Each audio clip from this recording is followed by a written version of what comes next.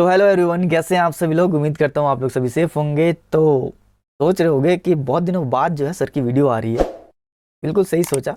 Actually कुछ personal reasons की वजह से मैं वीडियो नहीं ला पा रहा था, बट नाउ अब हम कंटिन्यू रहेंगे। ओके, तो आज की इस वीडियो में हम बात करने वाले हैं एक छोटा सा कॉन्सेप्ट अब्जॉर्प्शन कॉस्टिंग के बारे में। पॉइंट टू पॉइंट हर एक चीज को समझेंगे और ये बहुत ही ज्यादा इफेक्टिव होगा अगर आप वीडियो को पूरी देखते हो। क्यों? क्योंकि मेरा जो पर्पस है ना वो कंप्लीट हो जाएगा। क्या पर्पस है? कि आप जो है एग्जाम में किस तरीके से इस क्वेश्चन का आंसर लिखोगे पॉइंट टू पॉइंट, वो मैं यहां पर समझाने वाला हूं और बहुत ही इजी वे में। और 100% मैं बोल रहा हूं आप लोगों को बहुत ही इजीली ये चीज जो है समझ में आ जाएगी और कभी नहीं भूल पाओगे आप लोग। मेरे नोट्स जो हैं वो आप लोग स्क्रीनशॉट ले लेना। अगर आपको नोटबुक में लिखना हो तो लिख लेना, ठीक है। तो चलिए देखते हैं क्या है खास इसमें। तो अब्जॉर्प्शन कॉस्टिंग की बात की जाए तो मैंने यहाँ पर हिंदी इंग्लिश मिक्स करके थोड़ा इंटरेस्टिंग बनाया है, आप लोग को समझना है, ठीक है। और डेफिनेटली आप लोग को समझ में आएगा ये। देखो होता क्या है एक्चुअली में, किसी भी प्रोडक्ट और प्रोसेस। अब एक बात बताओ, इससे पहले रुक जाओ। एक बात बताओ, इस इकोनॉमी में ना दो ही चीज़ें बिकती हैं, नो डैट। कि एक होती है हमारी प्रोडक्ट्स और एक होते हैं हमारे services, goods and services can say. तो ये दो चीज़ें हैं ना हमारी इकोनॉमी में बिकती हैं बस। इसके अलावा तीसरी चीज़ कोई बिक ही नहीं सकती है।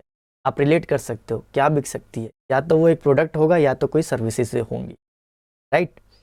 अब सुनो, होता क्या है एक्चुअली में कि किसी भी प्रोडक्ट या प्रोसेस की कॉस्ट को असरटेन करने के लिए जो हम टेक्निक्स यूज करते हैं, हमारे पास दो टेक्निक्स हैं यूज करने के लिए। वो कौन सी? एक होती है एब्जॉर्प्शन कॉस्टिंग और एक होती है मार्जिनल कॉस्टिंग, राइट। इतना इजी था। अब देखो, रिलेट करो इस चीज को, ठीक है। माइंड में एकदम छप जाना चाहिए, विजुअलाइज होना चाहिए एग्जाम में कि यार एब्जॉर्प्शन कॉस्टिंग किस बारे में बात कर रहा था, ठीक है। और जो कॉस्ट को असरटेनमेंट करनी होती है, उसको असरटेनमेंट करने के लिए हमारे पास दो मेथड होते हैं। एक होता है एब्जॉर्प्शन कॉस्टिंग, एक होता है मार्जिनल कॉस्टिंग। दैट्स इट, ठीक है। फिनिश करते हैं यहां पर।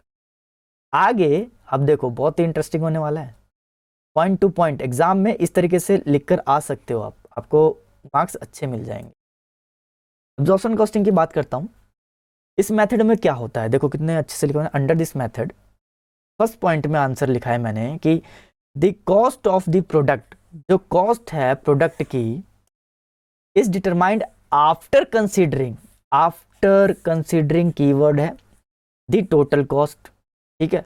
टोटल कॉस्ट को कंसीडर करने के बाद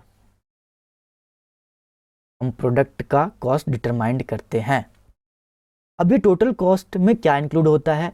we know that fixed cost and variable cost.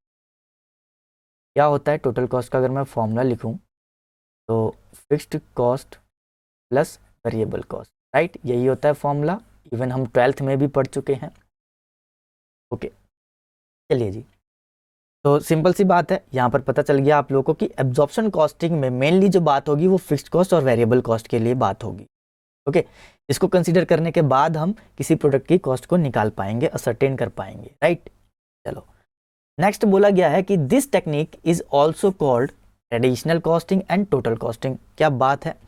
एक बात बताओ जरा, अगर एग्जाम में आता है व्हाट इज एब्जॉर्प्शन कॉस्टिंग और डिफाइन एब्जॉर्प्शन कॉस्टिंग या फिर एक्सप्लेन एब्जॉर्प्शन कॉस्टिंग, तो क्या ये आप लिख नहीं पाओगे?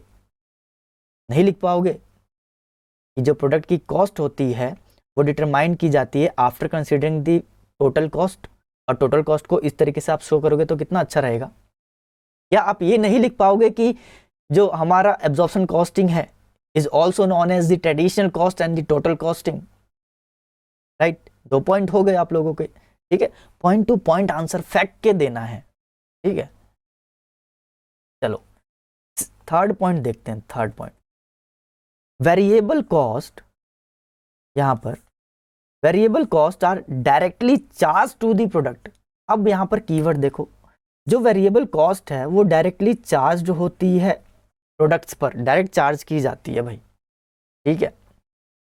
लेकिन यहां पर देखो फिक्स्ड कॉस्ट बारे में क्या बोला गया, fixed cost are allocate over different products, allocate की जाती है डिफरेंट डिफरेंट प्रोडक्ट्स पर on a suitable basis manufacturing during a period. कोई भी एक सर्टेन पीरियड होगा, उसमें जितना भी आपने क्या किया है, एलोकेट करना है प्राइस को, ठीक है, मतलब कॉस्ट को डिफरेंट प्रोडक्ट्स के ऊपर, ठीक है। कहने का मतलब ये कि जो वेरिएबल कॉस्ट है डायरेक्टली चार्ज कर दो, और जो फिक्स्ड कॉस्ट है वो डिफरेंट प्रोडक्ट्स पर एलोकेट कर दो, खत्म बात। चलो जी, फिफ्थ पॉइंट क्या है, under absorption costing all cost are identified with manufacture products. ये सबसे अच्छी बात है, ठीक है। इसमें हमें जो कॉस्ट है ना वो आइडेंटिफाइड हो जाती है। किस तरीके से, क्योंकि इसका काम ही यही है, ascertainment of cost. Ascertainment of cost कैसे, हमें फिक्स्ड कॉस्ट और वेरिएबल कॉस्ट को अलग करना है और एक कंक्लूजन निकाल कर लाना है, क्या, टोटल कॉस्ट। तो अगर मैं आंख बंद करके भी बोलूँ ना, तो मुझे विजुलाइज हो रहा है कि हमने क्या पढ़ा, कि देखो भाई किसी भी प्रोडक्ट की या फिर प्रोसेस की कॉस्ट को असर्टेन करने के लिए हमारे पास दो टेक्निक्स हैं। First is absorption costing and second is marginal costing. उसके बाद मैंने एब्जॉर्प्शन कॉस्टिंग के बारे में बताया। सबसे पहले एब्जॉर्प्शन कॉस्टिंग जो है वो कॉस्ट को क्या करती है, डिटरमाइन करती है आफ्टर कंसीडरिंग इसके टोटल कॉस्ट के बाद। टोटल कॉस्ट को इस तरीके से दिखाओ आप कि ये है हमारे पास total cost, fixed cost and variable cost. उसके बाद दूसरे पॉइंट में मैंने कहा कि अच्छा, एब्जॉर्प्शन कॉस्टिंग जो होती है उसे हम ट्रेडिशनल कॉस्टिंग भी बोल सकते हैं और टोटल कॉस्टिंग भी बोल सकते हैं। अब यहाँ पर वेरिएबल कॉस्टिंग जो है वो डायरेक्टली चार्ज होती है ऑन अ प्रोडक्ट, लेकिन फिक्स्ड कॉस्ट जो है अलोकेट होती है डिफरेंट प्रोडक्ट्स पर और सुटेबल बेसिस पर, और जो भी मैन्युफैक्चर्ड हो रहा है during the period. Okay, that's great. और under absorption costing all cost are identified with manufacture products. जितना भी प्रोडक्ट मैन्युफैक्चर्ड हो रहा है उसकी कॉस्ट जो है आइडेंटिफाइड हो जाती है। तो this is all about the absorption costing. तो मुझे एक बात बताओ, अब आपको कैसा लगा, मजा आया पढ़ के? छोटा सा कॉन्सेप्ट मिनिमम टाइम में अगर आपको अच्छे से लर्न हो जाता है तो कौन सी बुरी बात है? थोड़ा टाइम देकर इस बात को समझो। वीडियो ना आगे आने वाली है, ठीक है, तो उसको रिलेट करना और वीडियो को पूरी देखो जरूर, क्योंकि हर एक चीज़ मैं बहुत ही इजी वे में आप लोगों के लिए लेकर आ रहा हूँ। नेक्स्ट वीडियो में मिलेंगे हम। अगर आपको वीडियो पसंद आई है तो ज़रूर लाइक करें, और आप इस चैनल पर नए हैं तो सब्सक्राइब कर दें और बेल आइकन को भी प्रेस कर दो, जिससे कि नोटिफिकेशन आप लोग को मिल जाएगी। और शेयर कर दो, वीडियो को फैला दो अपने दोस्तों में। And guys, thank you so much for watching my videos. All the best.